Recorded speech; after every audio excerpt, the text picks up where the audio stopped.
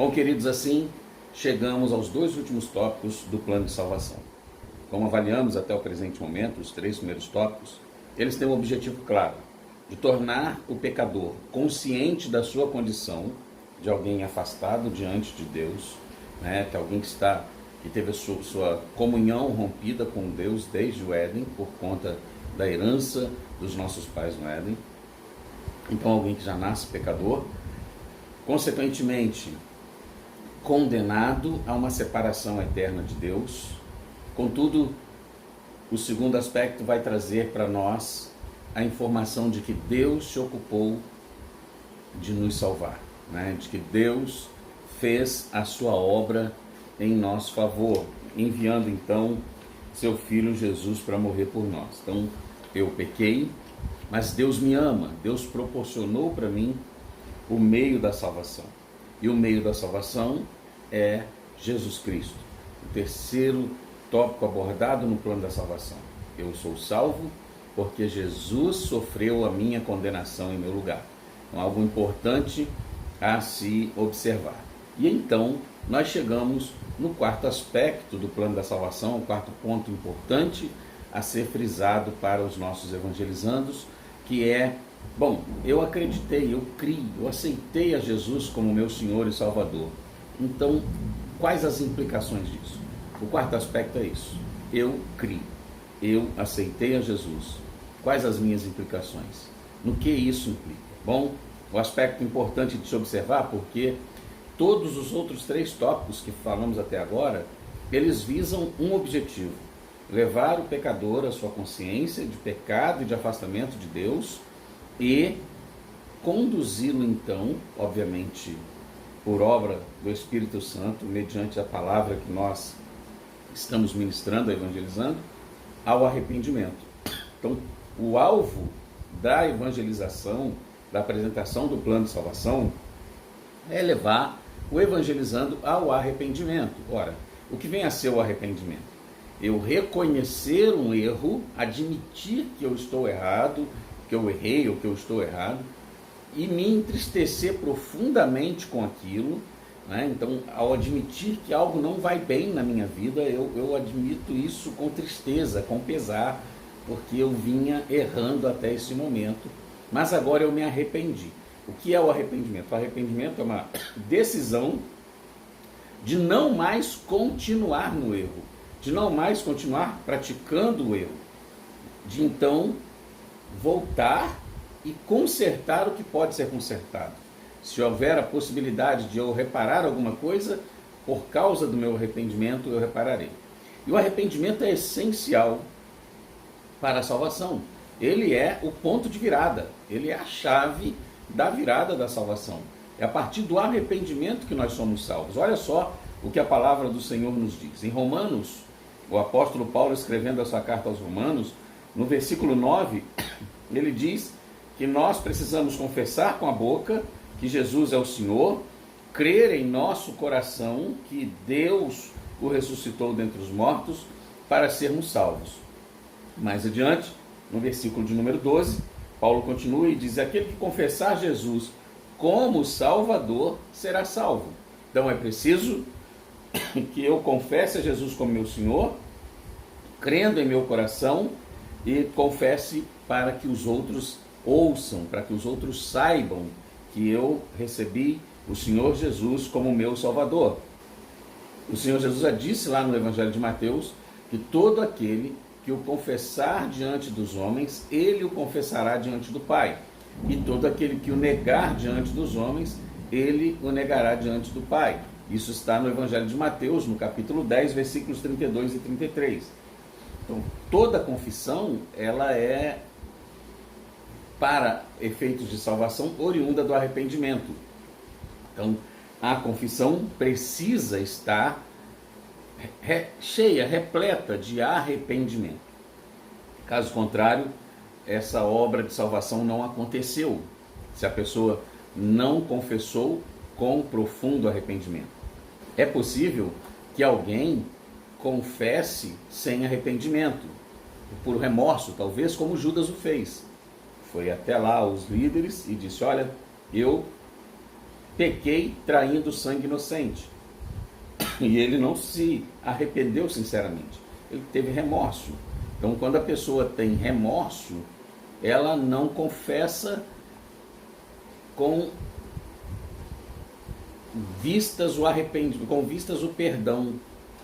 Ela não está buscando o perdão de outro, ela está buscando consertar com as suas forças. Essa é uma característica do remorso. Quem sente remorso busca consertar com as suas forças o erro cometido. Quem se arrepende, não, confessa, admite que errou, não tem mais o que possa ser feito e confia na misericórdia da outra pessoa.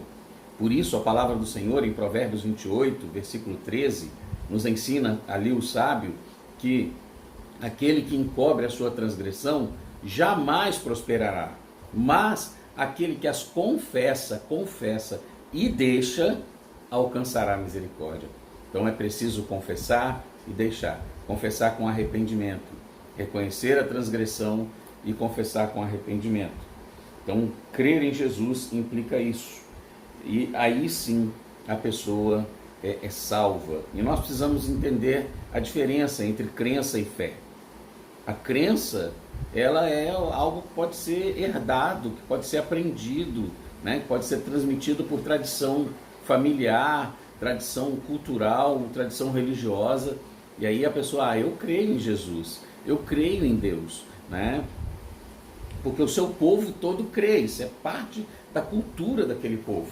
Então é um povo crê, é um povo que crê, é um povo crente, né? Não necessariamente no sentido que nós evangélicos damos a palavra crente, mas é um povo que crê. E esse povo que crê não necessariamente tem fé.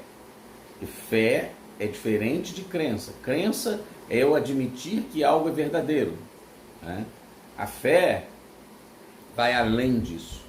A fé, ela me conduz a viver esse algo verdadeiro, fazer algo que se refere ou que se direcione a esse algo verdadeiro. Então, fé é o que nos torna operantes. A fé demanda ação, não passividade. É possível alguém crer sendo passivo. A pessoa creu, tá bom, ela creu. Mas e aí? E aí que ela só crê, ela não faz nada. A fé não. A fé, ela não é passiva. A fé, ela é ativa, ela é operante. Basta que leiamos Hebreus 11, onde a palavra do Senhor nos ensina sobre os heróis da fé. Pela fé, Abraão ouviu, creu e obedeceu. Obedeceu, eu gosto de dizer que foi as mãos, ou seja, ou os pés, né? Ele ouviu a palavra do Senhor, o Senhor falou com ele creu na palavra do Senhor e ele foi em direção ao que a palavra do Senhor lhe disse. Noé, a mesma coisa, ele ouviu, creu e obedeceu. Ele ouviu o Senhor dizer que destruiria o mundo com o dilúvio, ele creu na palavra do Senhor e ele obedeceu, construindo uma arca e pregando o arrependimento durante toda aquela geração. Então a fé nos torna operantes, ativos. Não existe fé passiva, não existe fé cristã sem compromisso verdadeiro e imediato com o reino do Senhor. Então isso é algo muito importante, é algo que o Espírito Santo opera em nós. Ninguém pode ser salvo senão pela fé, né? Pela graça sois salvos por meio da fé. E isto não vem de vós, é um dom de Deus. A graça é o favor de Deus de nos oferecer salvação. E o meio pelo qual essa salvação é adquirida por nós é através da fé. Então, sem fé, ninguém pode ser salvo. A fé, ela é confrontadora, então por isso ela nos leva a uma ação em direção à vontade de Deus, que ela nos confronta. A fé também gera mudança, porque ela é operante, ela não é passiva. Cara, eu creio em Deus e tal, mas continua vivendo uma vida de pecado, continua vivendo as suas imoralidades. Então essa fé, essa crença não é fé, porque a fé, ela opera mudanças. E a fé é que também nos faz sentir com profundidade o arrependimento, né? Porque como nós cremos profundamente em Deus e vivemos à altura daquilo que cremos, quando erramos, a nossa própria fé, as nossas próprias convicções diante de Deus nos acusam e isso gera em nós aquele arrependimento, aquela profunda tristeza para uma vida nova. Importante dizer que, como o autor aos Hebreus mesmo, como eu já disse aqui, Hebreus 11, né, ele no versículo 6, ele vai dizer que sem fé é impossível agradar a Deus, por causa disso, porque a fé ela é operante. Não se agrada a Deus com mera passividade, se agrada a Deus com atitudes que demonstram arrependimento, né? Com postura, atitude que demonstram nosso arrependimento e que demonstram nosso desejo de obedecer a Deus, como fizeram os heróis da fé. E um dos pontos aqui se destacar, né, como também foi colocado em nossa apostila, é que toda esta obra da redenção é operada pelo Espírito Santo. Então é o Espírito Santo quem nos convence do pecado, da justiça e do juízo. Vale citar que isso aí está no Evangelho de João, capítulo 16, dos versículos 7 a 11. O Espírito Santo nos convence do pecado, que é a ação de que nós estamos distante de Deus. Ele nos convence disso. É o Espírito Santo que nos convence da justiça. Ou seja, nós entendemos que Deus é justo e que nosso afastamento dele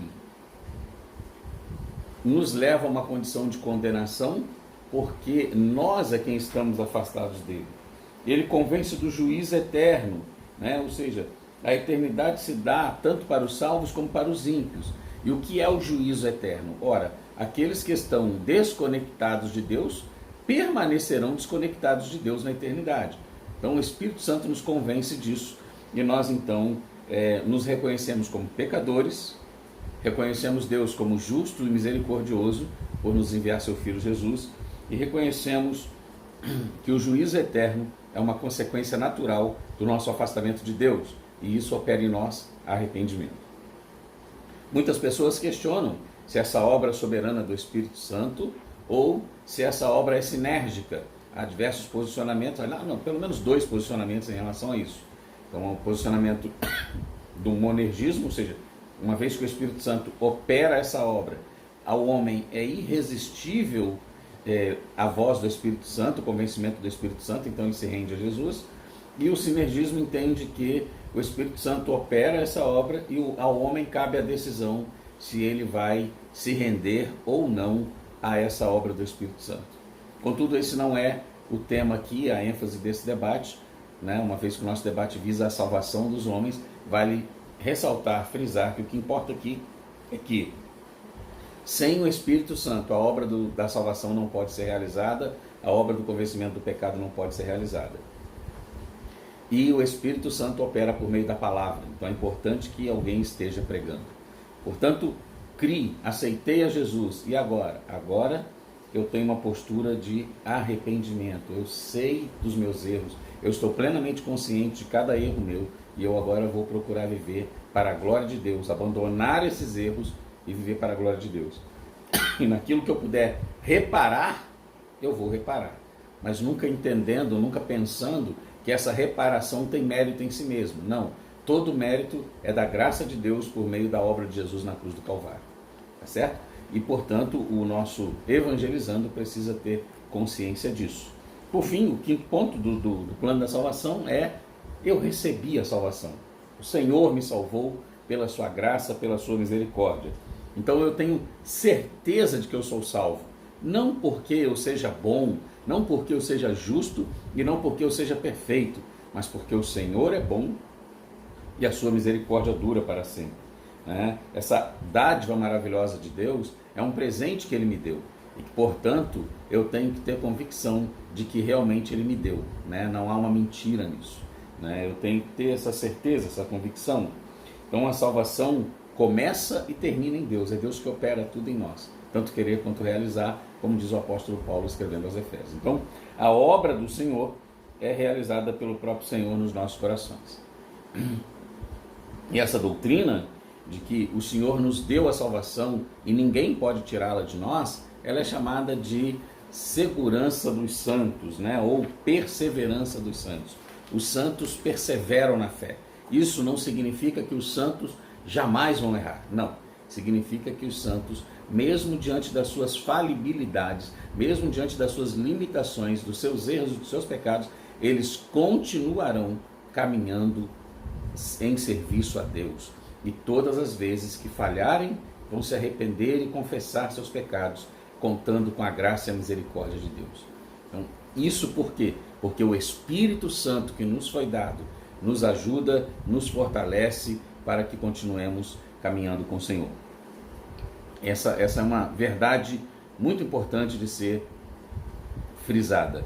Então, a palavra do Senhor nos ensina que o próprio Deus tomou a iniciativa de nos salvar ao preparar todo o plano da salvação. E uma vez que eu estou consciente do que Deus fez, e eu me arrependi do meu pecado, então eu tenho certeza de que Ele me salvou. E isso não vai ficar de maneira nenhuma abalado em meu coração. Eu não posso, de maneira alguma, duvidar do Deus que faz todas as coisas. Será que Deus me salvou mesmo? E Ele salvou, porque Ele é quem fez a obra, né? Então, essa perseverança dos santos, ela é uma característica daqueles que creem. O que significa que o santo persevera mesmo quando ele falha, mesmo quando ele peca, mesmo quando ele transgride a vontade e os mandamentos do Senhor, ele persevera. Por que ele persevera? Porque ele volta humilhado, ele sofre a sanção que ele tiver que sofrer. Se for uma questão de disciplina eclesiástica, ele vai sofrer a disciplina eclesiástica, mas ele não abandona o Senhor de jeito nenhum. Davi é um belo exemplo disso, né?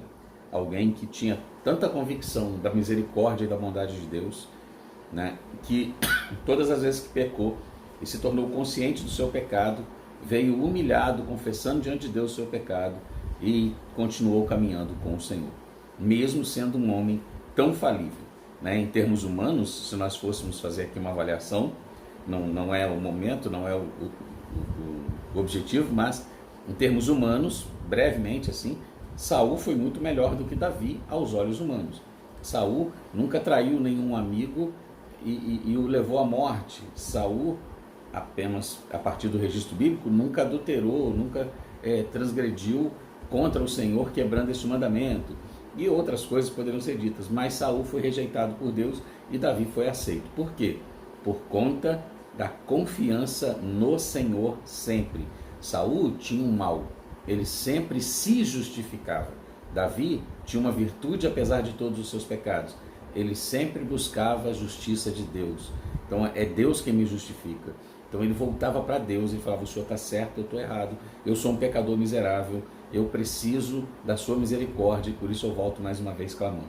Saul não, Saul falava assim: ah, Senhor, me entende, é por isso e por aquilo. Era completamente diferente a postura entre um e outro, né? Então é importante entender isso. Aquele que começou a boa obra em nós, ele é poderoso para concluir até o dia de Cristo Jesus, conforme Paulo nos ensina em Filipenses 1,6. Essa obra que o Senhor começou em nós, Ele está realizando e Ele a concluirá até o dia de Cristo Jesus. Importante frisar, irmãos, que todo este trabalho realizado, né, pelo Espírito Santo é um trabalho que nós não temos participação, a não ser o de crer. Toda transformação quem faz é o Espírito Santo. Nossa única tarefa é crer, né?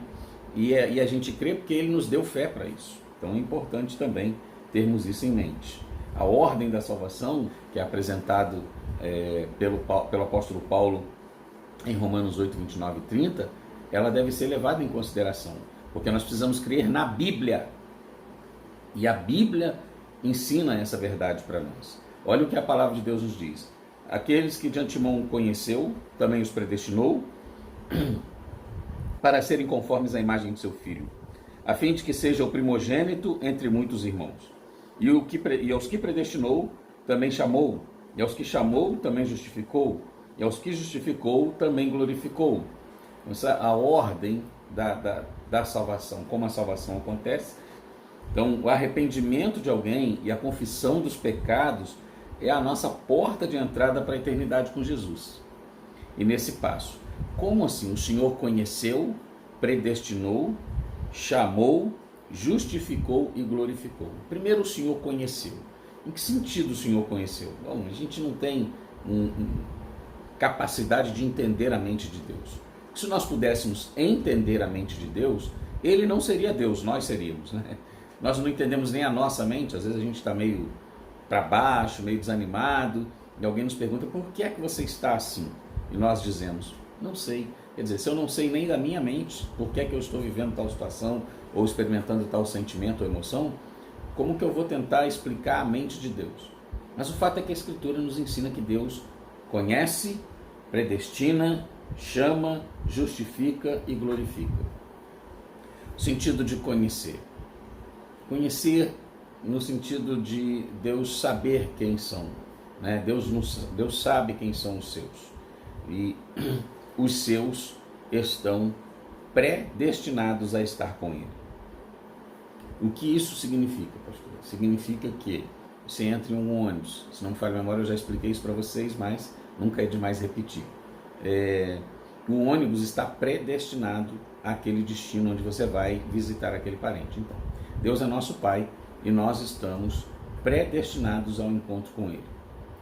A questão que alguns levantam e outros questionam é que esse ônibus tem alguma parada intermediária? Alguém pode descer no meio do caminho? Ou seja, é possível que alguém perca a sua salvação ou abra mão da sua salvação? Esse é um debate teológico e tal, muito extenso, mas é um debate. O fato é que todos aqueles que permanecerem dentro deste ônibus chegarão no seu destino. Para os monergistas, todos aqueles que realmente são filhos do Pai vão permanecer dentro do ônibus até o final da viagem, porque eles não vão deixar de se encontrar com o Pai. Eles não vão mudar a sua rota para outra coisa, né? Isso, grosso modo falando, um exemplo bem simplório para que possamos entender um pouco do debate acerca disso. Porém, o que me importa aqui, o que te importa aqui como estudante de missões, é o fato de que Deus é quem opera em nós a salvação. Nós não somos salvos pela nossa justiça. E nós precisamos pregar o que a Bíblia ensina. Então, a Bíblia ensina que Deus é soberano e que o homem é responsável. Então, há textos em que nós vamos ler a ordem da salvação aqui. Deus conheceu, Deus predestinou, Deus chamou, Deus justificou e Deus glorificou. É verdade? É claro que é. É a palavra de Deus. Mas há textos em que nós vamos ler, como o Senhor Jesus em Mateus 11:28 dizendo, vinde a mim, e isso é um convite. As pessoas são chamadas a tomarem uma decisão, então pressupõe ali que ela tem uma participação, né, em decidir ir ou não ao Senhor Jesus. Então, como que a gente lida isso? Eu aprendi algo maravilhoso, assim, um exemplo maravilhoso, que eu gosto de compartilhar, e só para fechar essa questão, que o reverendo Augusto Nicodemos ensinou certa feita numa palestra, que o reino de Deus é como uma porta, que essa realidade entre predestinação e livre-arbítrio é como uma porta. Na verdade, do lado de fora está escrito assim, vinde a mim, todos vós que estáis cansados e sobrecarregados. Então tá, a pessoa lê e fala assim, eu quero, e ela decide e ela entra. Então ela exerceu o seu arbítrio, ela entrou, né? Seu livre-arbítrio, ela entrou, ela escolheu entrar. E aí, a partir do momento que ela entrou, que ela está já dentro da salvação, digamos assim, ela olha aquela porta novamente e do lado de dentro tem uma outra placa em cima da porta que está escrita assim, não foste vós que escolhestes a mim, mas eu vos escolhi a vós e vos nomeei para que vades e deis fruto. Ou seja, não tente entender a mente de Deus. Não tente entender os planos de Deus. O Senhor mesmo diz, olha, os meus planos são muito mais altos que os vossos planos. Assim como o céu é tão alto em relação à terra, assim são os meus planos em relação a vocês, em relação aos seus planos. Assim é a minha mente em relação à sua mente. Então, simplesmente, deleite-se na salvação recebida pelo Senhor e pregue o Evangelho para que, por meio da pregação, o Espírito Santo opere e as pessoas sejam salvas pelo Evangelho de Jesus. Essas são as fases finais daquilo que nós chamamos de plano da salvação. Então, para que possamos recapitular em breves palavras, né, para não mais tomarmos tempo aqui, porque já temos um bom tempo de vídeo, nós precisamos expor para todos aqueles a quem evangelizamos o plano de salvação, a partir das 5 verdades dos 5 pilares, cujos quais são: eu pequei, você é um pecador, eu sou um pecador, todos somos pecadores. Mas Deus me ama. Ele providenciou salvação para mim e para você. Eu pequei, mas Deus me ama. E esse Deus que me ama enviou Jesus para morrer por mim. Eu pequei, Deus me ama.